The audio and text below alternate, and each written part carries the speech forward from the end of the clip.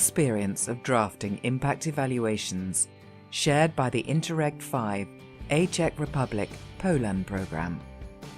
This video was shot during the Interact event. Evaluation, How Did It Go? In Helsinki on the 30th and 31st of May 2017. The aim of the event was to discuss terms of reference and first findings of impact and operational evaluations. In this video, you will hear how the Interreg program Czech Republic, Poland, was designing the terms of reference for their impact evaluation. What were the elements of the tender? What assessment criteria did they use? And finally, what are the lessons learned from their procedure of having a separate terms of reference for each evaluation? My name is Pikna. I'm from Czech-Polish Cross-Border Cooperation Program from Czech Republic, from Ministry of Regional Development.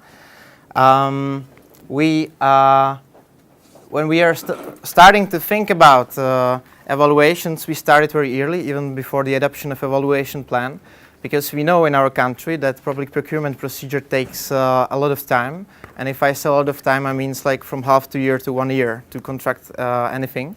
So we started very in the beginning. We decided to split the evaluations due to several reasons. One of the reasons was that we believe that for impact evaluation you need kind of different expertise than for communication evaluation.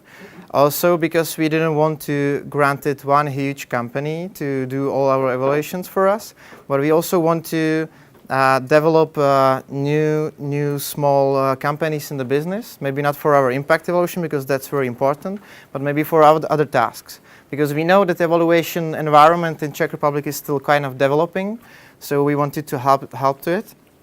We also know that companies in Czech Republic, evaluation companies, are not very, if I put it frankly, trustworthy. Usually don't really have equal partnership with them. Unfortunately, it's not that they would like to deliver quality of 150%. Usually it's like they want to deliver as few as possible for as much as possible money, unfortunately. So we know that in order to somehow ensure the appropriate quality of the outcomes of the deliverables, we want to have everything written very into the details. So we knew that our terms of reference will need to be very comprehensive. So every time when we will start to bargain about some additional money or something, we'll just waive with the agreement or terms of reference as an annex to agreement. I will say, come on, you signed that, you're gonna do it. That's the only way. Actually, that's unfortunately now it works in practice, but I'll get back to you. We're also a bit afraid, but there was also mention of this long-term relationship. Because if you tender wrong company, it's a nightmare for the rest of the programming period. It's not that if you split it that you would overcome this nightmare. You just have one nightmare and more chances to have something nice beside that, not instead of that, but beside that. When I looked for the inspiration, I would suggest you, let's just very briefly, national operation programs, because even though they are not as Interreg, they focus on different stuff. They don't do the cross-border factor. They are kind of familiar with the environment, with the public procurement law in your country. They do the tendering, and tendering itself is a discipline itself. I mean, so you need to obey some rules, some procedures. So maybe it's more relevant than the experience of us here. Even though I also used some of your works, I need to stress that the best operation programs in my favorite are Central Europe, Romania, Bulgaria. That's actually pretty amazing. So I recommend to follow this. In the end, we decided to structure it into 4 particular tasks. One of them was related to monitoring and was added just as a side part once we were tendering something, because we needed to do the monitoring of one of result indicators. One of interesting aspect was that we are trying to translate the terms of reference also into Polish, because we knew that Czech companies are first of all not very good, second of all not very experienced. And in Poland is somehow better because there is more experience of this. There is actually, there was kind of problem with our lawyers because they found that trying to translate terms of reference is a significant risk due to possible discrepancies in translation, which I don't know if it's also relevant in your countries, but in my country it was in the end quite problematic because according to Czech public procurement law, all the terms of reference need to be in Czech at first, then in maybe additional languages, but you take the risk that the language is nearly similar. And of course, even though we included amazing translators, we can never grant it that there wouldn't be any discrepancies, and not maybe in the meaning, but in the wording. And there is a risk of somebody would sue us, put us to the trial that we put them intentionally to misinformation or whatever. So our lawyers were afraid of this, and this kind of obstacles we need to get over. As I mentioned, the terms of reference was very detailed. It had 46 pages, which is insane, I know, I'm sorry.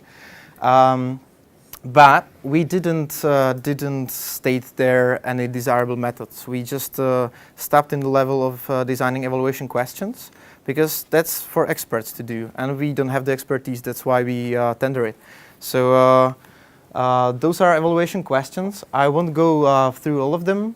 You have them on your papers for inspiration. I think they are kind of meeting what David was mentioning before. Of course, they are not from my mind. I somehow capitalized some previous terms of reference. So maybe one of the recommendations is steal as much of information you can from previous experiences, because it makes sense. This is for impact evaluation.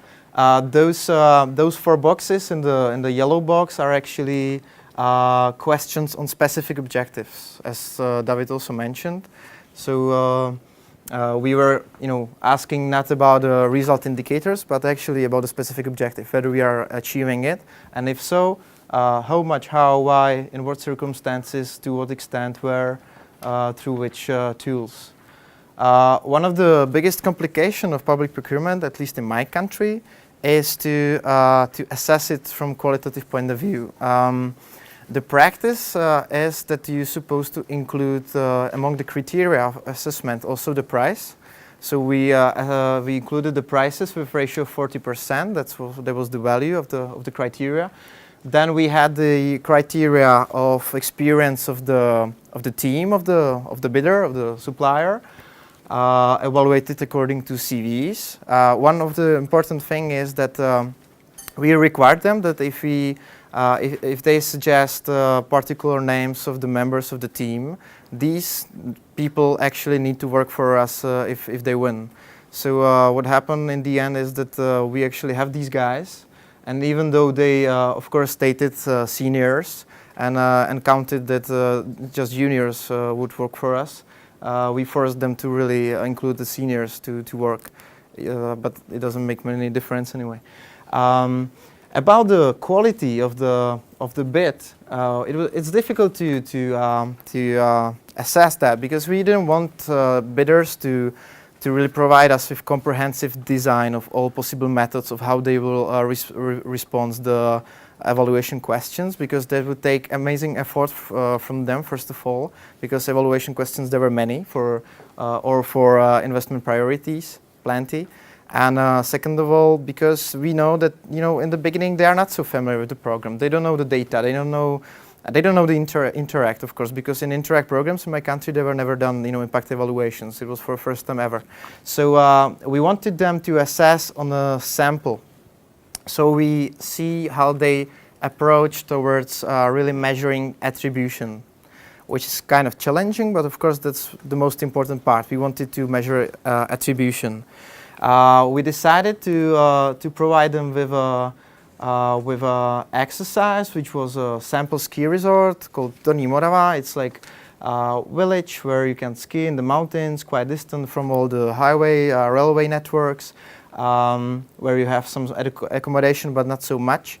And we were giving them an evaluation question stating that in 2007, virtually, there was intervention from our program. And we want them to suggest steps or outline the design or how would they measure attribution of our program to, and what was the purpose, I don't know, the jobs in local tourism sector and its increase due to our intervention. It was kind of interesting because in the end we got 5 bids and every one of them approached it in quite different manner. They somehow understood that we are kind of pointing to something like counterfactual impact evaluation on a level of case study, which is kind of extraordinary idea. But you know, the way how they were choosing the variables, control group, how they were proposing to collect the data, it was actually quite interesting. It was also quite easy, I would say, to assess, you know, whether they've chosen something which makes sense. It's not that they would do the same design for the evaluation itself afterwards if they win it. It was just, you know, exercise, so we see their quality. Those are the criteria of the exercise. We focused on of choice of variables, rational of it, availability of data for it, choice of research method, and rational, choice of control group, one or more, rational of course, choice of control variables, whether they cover all the possible external factors which can actually affect the tourist rate and employment in tourist sector in the skiing resort in the mountains. We were hoping that they will find some proxy in different skiing resorts also in the mountains, but different mountains, which could be affected by more similar external factors. And they actually come up with amazing ideas of different towns which are very similar to the one given. About the time frame, as I mentioned, we started very early, but as I mentioned also in Czech Republic it's a horror, so it took nearly a year from first lines of the terms of reference to signing a contract. Also it was because it was in the middle, it was cancelled due to some problem with opening envelopes or whatever. It was administrative mistake on site of our ministry, so we had to prolong the whole procedure of 51 days again.